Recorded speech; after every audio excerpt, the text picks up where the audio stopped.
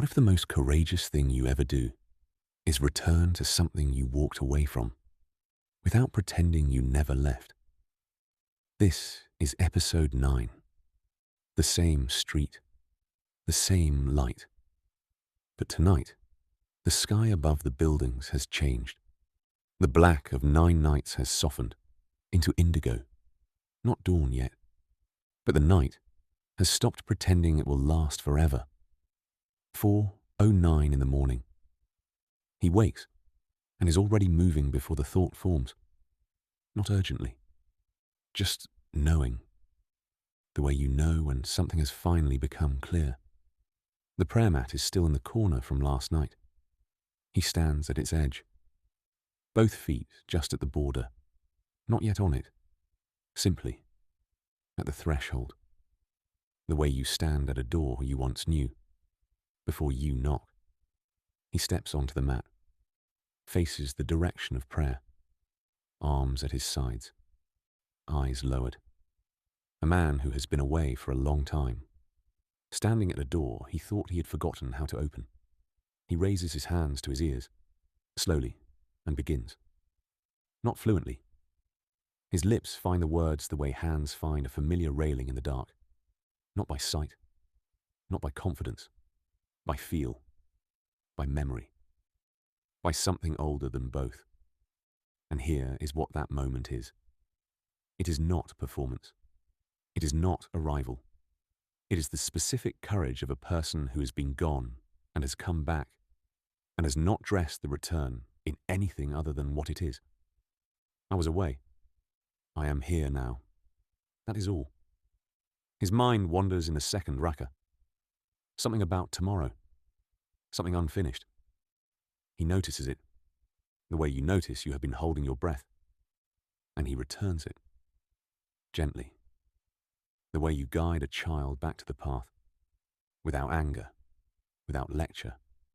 Without making the wandering into something bigger than it was.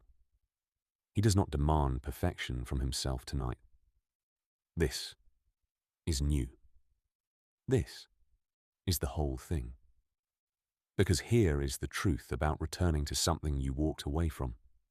The version of you that left had standards, had conditions, had a version of what coming back should look like. I'll return when I'm ready. I'll return when I'm consistent. I'll return when I do it properly. But those conditions were not protecting the return. They were postponing it. The imperfect return is the only return that actually happens. He lowers himself into sujood, forehead to the mat, hands flat, the lowest he has been in 9 nights, and somehow the most present. Because the floor does not ask how long you were gone. It only receives what you bring when you arrive. In sujood, forehead pressed to the mat, he whispers, barely even to himself. I don't know how to do this, but I'm here. And for the first time, across 9 nights of searching, that feels like enough. He finishes, sits in the silence after, hands open in his lap. He does not feel transformed. He does not feel arrived.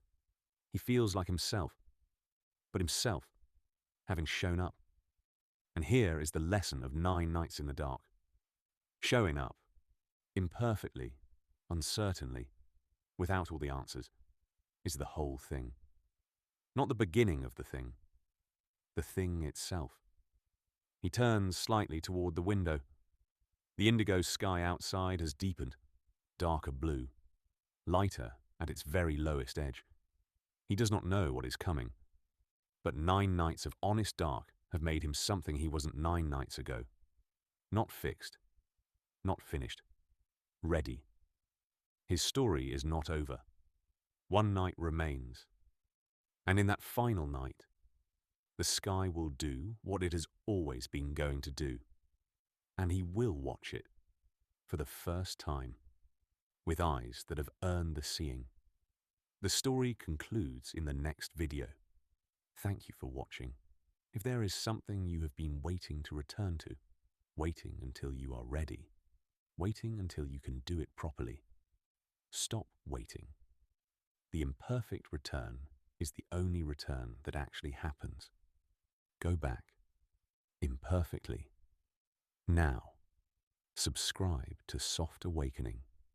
Every week, one story, one quiet truth, one moment that changes how you see everything. Soft Awakening. One episode left. See you for the final part.